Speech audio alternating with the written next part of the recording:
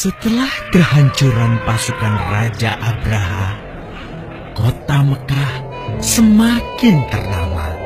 Dari kota inilah sejarah manusia paling mulia dimulai. Ka'bah sebagai jantung kota Mekah semakin ramai dikunjungi para peziarah. Demikian pula para pedagang. Mereka datang dari berbagai penjuru jazirah. Namun sayang, Ka'bah mulai diselewengkan fungsinya. Akibatnya, kejahiliahan merajalela.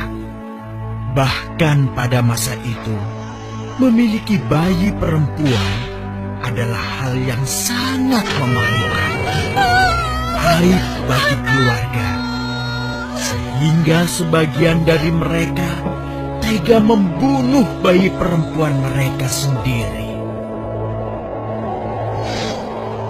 Di tengah kondisi masyarakat jahiliyah itulah Nabi Muhammad dilahirkan.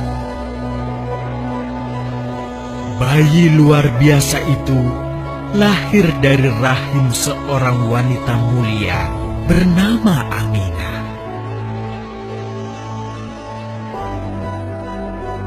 Pada saat itu ditandai peristiwa-peristiwa yang luar biasa. 10 balkon istana Kisra runtuh. Juga padamnya api-api yang biasa disembah oleh orang-orang Majusi.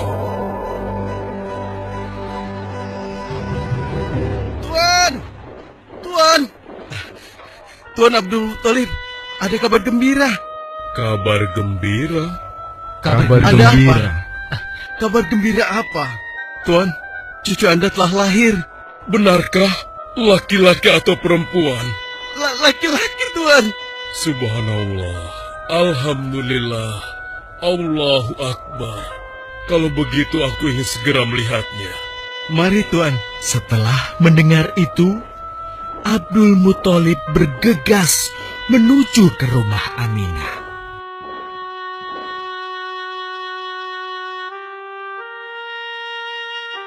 Ah, cucuku, kasihan engkau terlahir yatim. Dengan penuh kasih sayang, Abdul Muthalib membawa cucunya ke Ka'bah. Ya Allah, jadikanlah cucuku ini menjadi seorang yang mulia dan terhormat, sebagaimana nabimu Ibrahim alaihissalam.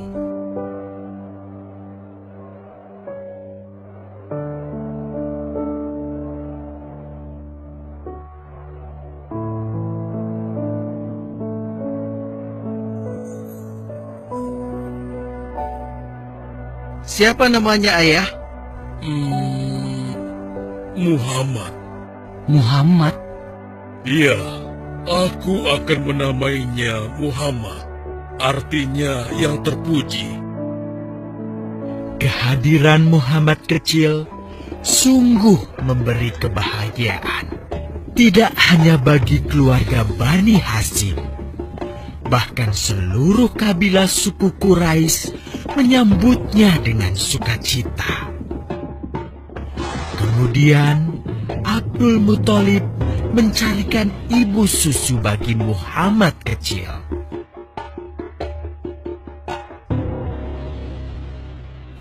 Kita sudah berhari-hari mencari anak susuan, yang dari situ kita akan mendapatkan imbalan yang cukup. Namun hingga saat ini belum juga kita dapatkan. Ya, istriku, aku mengerti.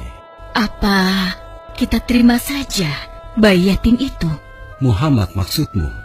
Iya, cucu dari Abdul Muthalib. Kasihan dia. Hampir semua teman-teman dari rombongan kita tidak ada yang mau menyusuinya. Karena tidak ada harapan untuk mendapatkan imbalannya dari ayah bayi itu. Betul juga engkau, istriku. Kasihan anak itu. Aku mendukungmu jika engkau susui dia. Mudah-mudahan Allah memberikan keberkahan bagi kita. Halimah segera mendatangi Abdul Muthalib. Dia bersedia untuk menjadi ibu susu dan pengasuh bagi Muhammad kecil. Betapa gembira Abdul Muthalib mendengarnya. Halimah dari Bani Sa'ad itu akhirnya dipercaya Abdul Muthalib untuk mengasuh cucunya 2 tahun lamanya. Ayo istriku, kita berangkat sekarang. Sebentar lagi suamiku. Insya Allah kita berangkat sampai anak ini kenyang. Kalau begitu, aku lanjutkan berkemas-kemas dahulu. Hah? Ada apa suamiku? Lihat, unta dan keledai kita. Mereka demikian sehat, tidak seperti sebelumnya. Subhanallah.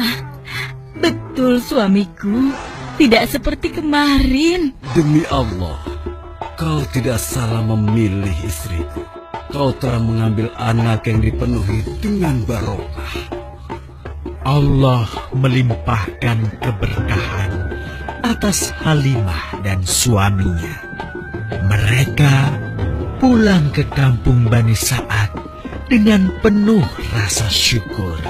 2 tahun berlalu sudah.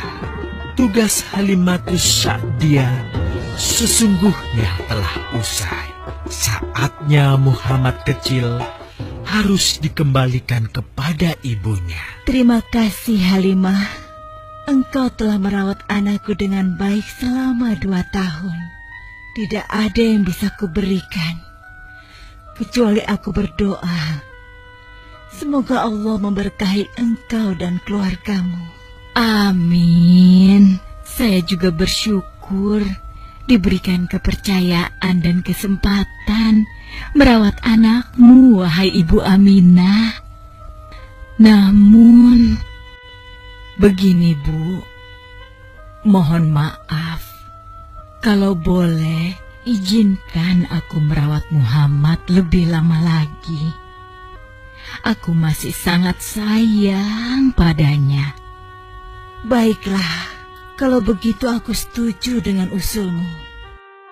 Bawa dan rawatlah Muhammad sebagaimana dia anakmu sendiri.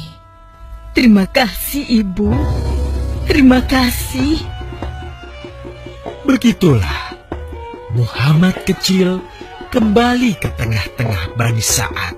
Ia tumbuh menjadi anak yang memiliki banyak teman karena kemuliaan akhlaknya. Tatkala berusia sekitar 4 tahun, terjadilah suatu peristiwa. Muhammad, Bu! Muhammad! Muhammad? Kenapa Muhammad? Muhammad dibawa orang. Hah? Dibawa orang? Diculik? Coba ceritakan. Ketika kami tengah bermain, tiba-tiba ada orang dewasa datang. Dia langsung membawa pergi Muhammad dan membunuhnya. Hah? Membunuhnya? Ya Allah, di mana? Di mana? Antarkan ibu ke sana. Dengan perasaan cemas, Halimah bergegas menuju tempat itu. Dan dilihatnya, Muhammad kecil tengah terduduk. Muhammad, apa yang terjadi denganmu?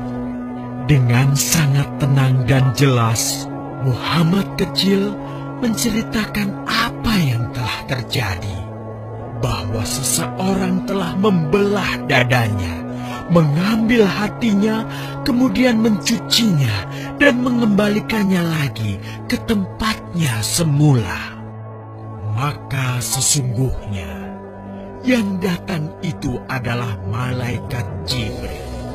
Dia ditugaskan Allah untuk mencuci hati Rasulullah. sehingga bersih dari segala kecenderungan setan. Subhanallah, sungguh anak ini bukanlah anak sembarangan. Sebaiknya aku kembalikan saja kepada ibunya. Peristiwa itu membuat Halimah sangat khawatir. Maka bergegaslah Halimah mengembalikan Muhammad kecil kepada ibunya. Menginjak usia yang ke-6 tahun, Muhammad kecil diajak ibunya untuk berziarah ke makam ayahnya, Abdullah di Yastrib. Dalam perjalanan pulang kembali ke kota Mekah, Aminah pun jatuh sakit. Dari hari ke hari, tubuhnya semakin melemah. Hingga di sebuah kota bernama Abwa, letaknya antara Mekah dan Yastrib, Aminah meninggal di sana. Dan Muhammad kecil pun menjadi seorang anak yatim piatu. Sejak itulah Muhammad kecil dirawat dengan penuh cinta dan kasih sayang oleh kakeknya, Abdul Muthalib.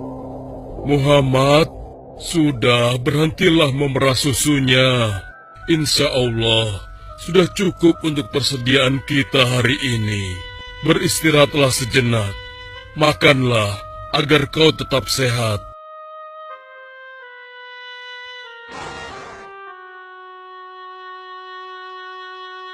Ya Allah, betapa mulia akhlak cucuku ini. Namun, kasih sayang Abdul Muthalib tidak berlangsung lama. Saat usia Muhammad 8 tahun, Abdul Muthalib, kakeknya yang sangat menyayanginya itu, meninggal dunia. Kemudian, pengasuhan atas Muhammad pun beralih ke pamannya, Abu Thalib. Muhammad kecil tahu betul betapa sayangnya pamannya kepadanya. Di mana Muhammad? Ia tengah mengembalakan kambing milik salah seorang penduduk Mekah, suamiku. Sejak kapan dia keluar rumah? Sekitar waktu subuh tadi. Subhanallah, betapa baiknya akhlak keponakanku ini. Ya Allah, maafkan ketidakmampuanku mencukupi kebutuhan keponakanku. Sayangi dan berkahilah dia. Jadikanlah dia orang yang mulia di antara manusia. Hingga saat usia Muhammad menginjak 12 tahun, pamannya Abu Thalib mengajaknya berdagang ke Syam. Sampailah mereka di satu daerah bernama Busra.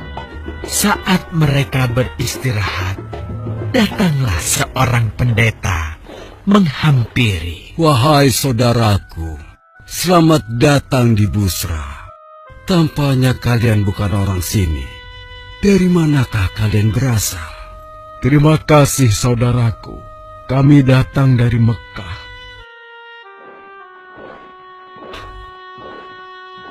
Lalu, siapakah gerangan anak ini?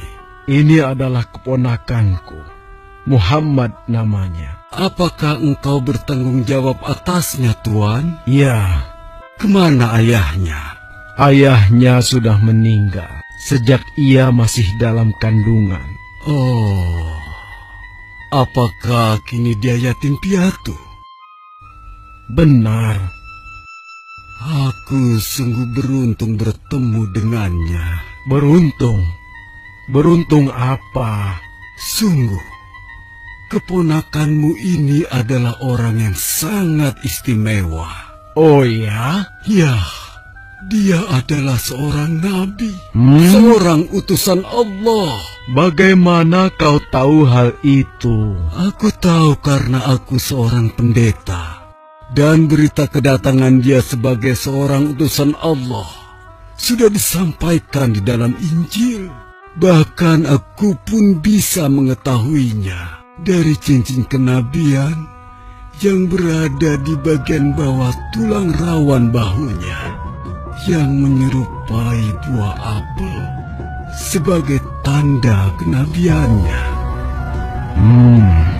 Begitulah pendeta bernama Bahira menyampaikan kepada Abu Thalib perihal kenabian Muhammad. Ia berpesan agar menjaga baik-baik keponakannya itu, karena Muhammad kelak di suatu saat nanti akan menghadapi banyak gangguan dan rintangan.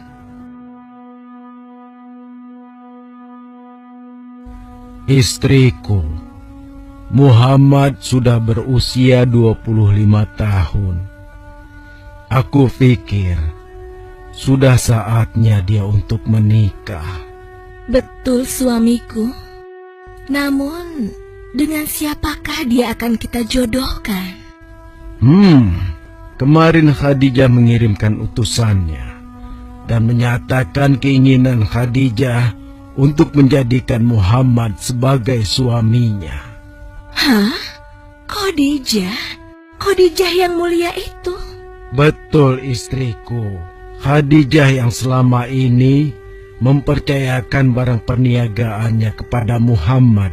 Kenapa dia memilih Muhammad?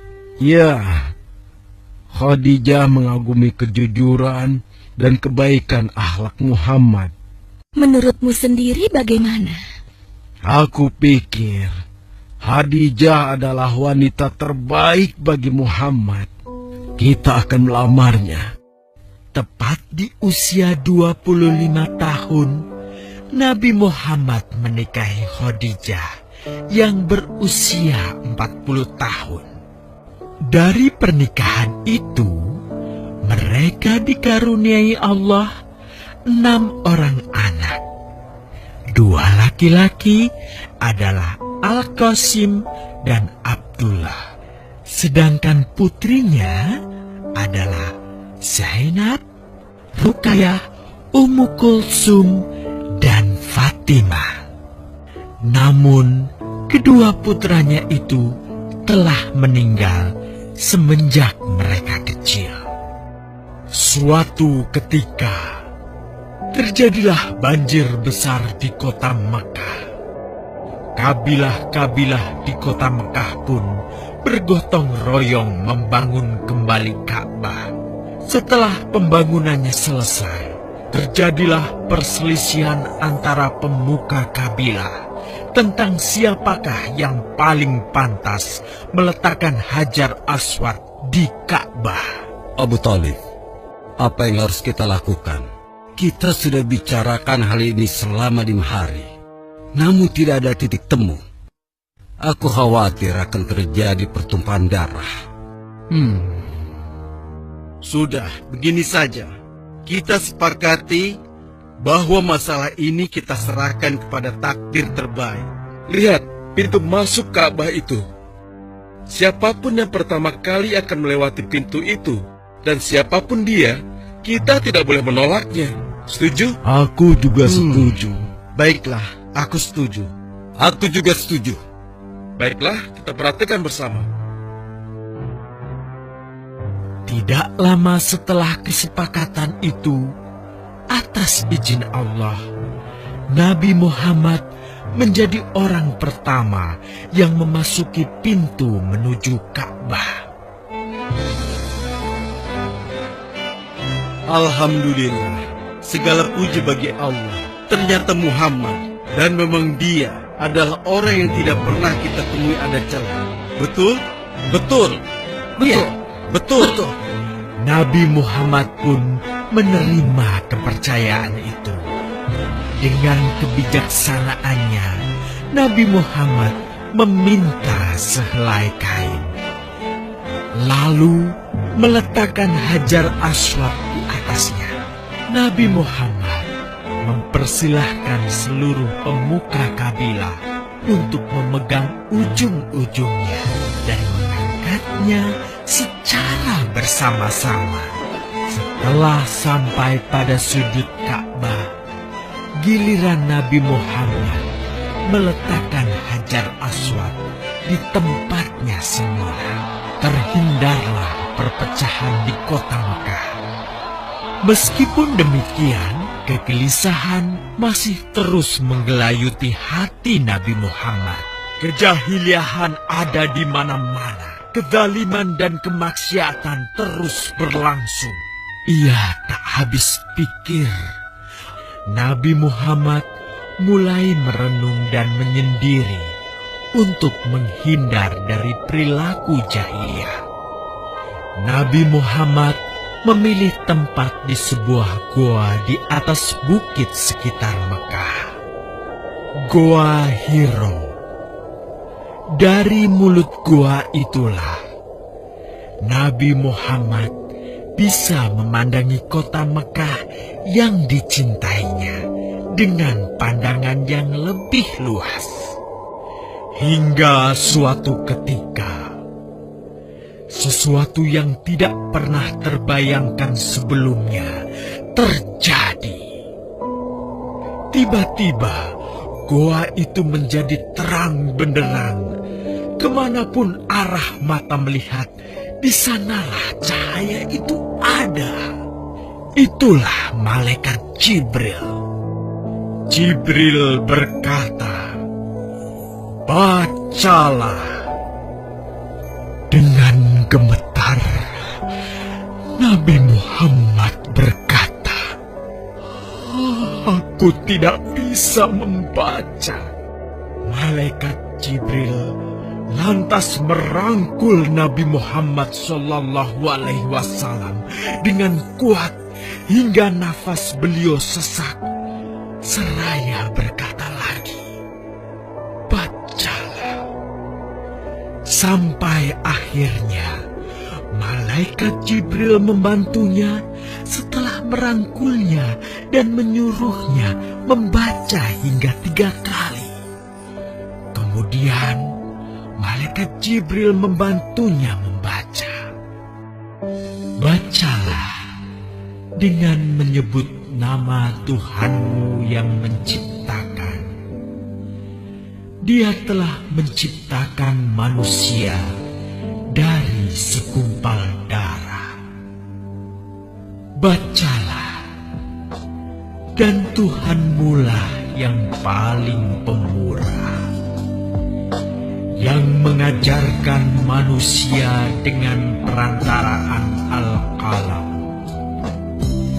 Dia mengajarkan kepada manusia apa yang tidak diketahuinya." Kalimat suci telah terucap. Resmilah sudah. Dari dalam Goa Hiro, Allah mengangkat Nabi Muhammad SAW sebagai penuntun dari kegelapan menuju cahaya, dari keburukan menjadi kebaikan, dan dari kesengsaraan menuju ke